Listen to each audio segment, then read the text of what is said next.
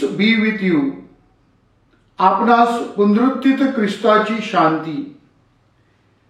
Happy Easter to all of you. पुनरुत्थानाच्या या सणाच्या आपणा सर्वांस हार्दिक शुभेच्छा. ख्रिस्ती श्रद्धेचा गाभा, the central focus of our Christian faith is the resurrection. And therefore St. Paul tells us, if the Lord has not risen, then our faith is in vain. होय माझ्या प्रिय बंधू भगिनीनो, जर प्रभू उठला नसता, प्रभूचं पुनरुत्थान झालं नसतं, तर आपल्या श्रद्धेला अर्थ नव्हता. परंतु प्रभूचं पुनरुत्थान झालं आहे आणि ख्रिस्त सभा जगाच्या इतिहासामध्ये त्याची साक्ष देत आहे.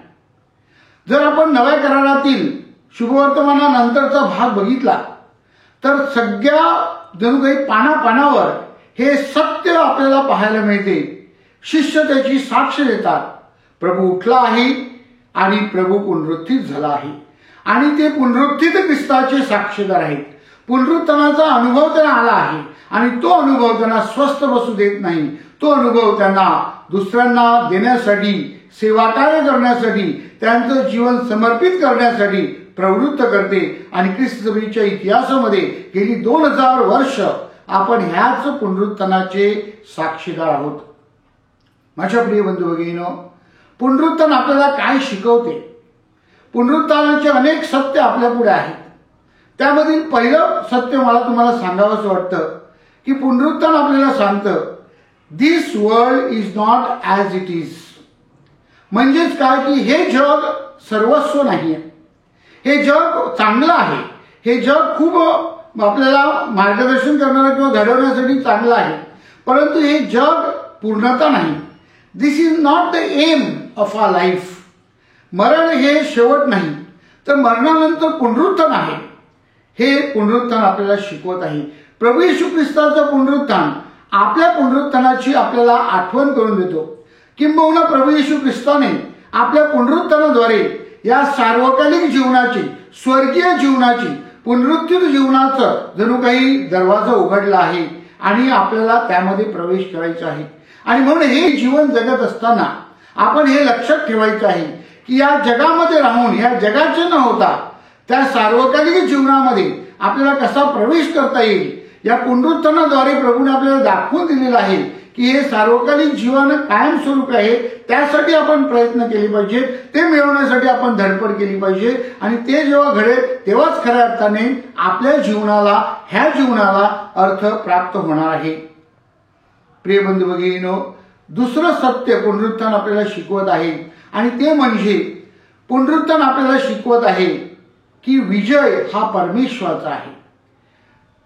जणू काही प्रभू येशू ख्रिस्ताला, मसीहाला, तारणाऱ्याला मारून यहुदी लोक आणि रोमन लोक दाखवण्याचा प्रयत्न करत होते की सर्वशक्तिशाली ते आहेत.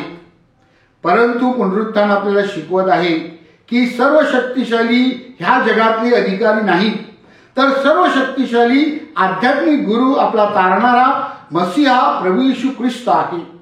त्याने मरणावर विजय मिळवून जणू काही दाखवून दिलेला आहे की दुष्ट शक्ती ह्यावर आपण मात करू शकतो. दुष्ट शक्तीमधून आपण बाहेर पडू शकतो. दुष्ट शक्ती आपल्यावर विजय करू शकत नाही, आपण त्यावर विजय करू शकतो. आणि म्हणूनच आपलं जीवन हे दुःखाचं, अडचणीचं नसून आपलं जीवन हे पुनरुत्थानाचं आहे. हे आपण लक्षात ठेवायचं आहे. विजयाचं चिन्ह आहे, हे आपल्याला समजून घ्यायचं आहे. तिसरं सत्य आपण पुनरुत्थानामधून शिकत आहेत. आजच्या शुभवर्तमानामध्ये आपण ऐकणार आहोत की दगड-धोंडे जे होते ते फिरवले गेले, ते दगड-धोंडे बाजूला करण्यात आले. आपण ह्याद्वारे लक्षात घ्यायचं आहे, हे दगड-धोंडे जणू काही आपल्या जीवनाचे दुःख, अडचणी, वेदना, यातना, आजार आहेत, पण हे कायमस्वरूपी नाहीत, हे बाजूला होणार आहेत. आणि ह्याद्वारे आपण पुनरुत्थानाचा अनुभव घेऊन आपलं जीवन आपण बदलणार आहोत.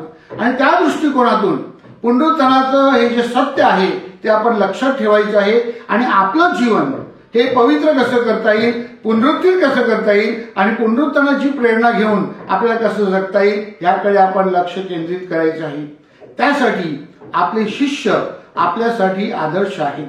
प्रभू येशू ख्रिस्ताचे प्रेषित यांना पुनरुत्थानाचा अनुभव आल्यानंतर ते शांत बसले नाहीत. जणू काही ते ख्रिस्तासाठी झपाटले. त्या विश्वासामध्ये ते परिपूर्ण झाले आणि त्या विश्वासाची साक्ष देण्यासाठी ते सर्वत्र फिरू लागले.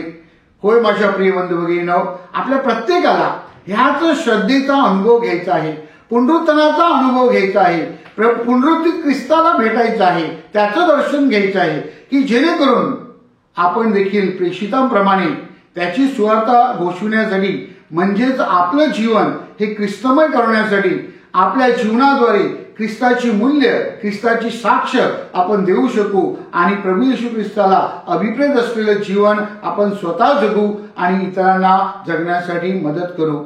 आणि म्हणून माझ्या प्रिय बंधू भगिनींनो, पुनरुत्थान आपल्याला शिकवत आहे, ह्या जगात राहताना ह्या जगाचे राहू नका, बनू नका. पुनरुत्थान आपल्याला शिकवत आहे की दुष्ट शक्ती ही शेवट नाही, तर पुनरुत्थान, विजय, आनंद हा शेवट आहे, हे आपल्यासाठी आहे. आणि पुनरुत्थान आपल्याला शिकवत आहे की आपल्या जीवनातले जे अडचणी आहेत, आपल्या जीवनातले जे दुःख आहे ते सहज बाजूला होऊ शकतात. पुनरुत्थित ख्रिस्ताचा अनुभव घेतल्यानंतर आपल्या जीवनाला एक नवीन दिशा प्राप्त होऊ शकते. आपल्या सर्वांना अशा या पुनरुत्थित जीवनाचा अनुभव यावा आणि आपण पुनरुत्थानाचं रहस्य साजरं करावं म्हणून प्रार्थना करूया. पुनरुत्थित ख्रिस्ताची शांती तुम्हास प्राप्त हो. पुन्हा एकदा आपल्या सर्वांस हॅपी ईस्टर. पुनरुत्थित ख्रिस्ताची शांती तुमच्या जीवनात आणि तुमच्या कुटुंबात सदैव राहो, हीच प्रभुचरणी प्रार्थना. A happy Easter to all of you.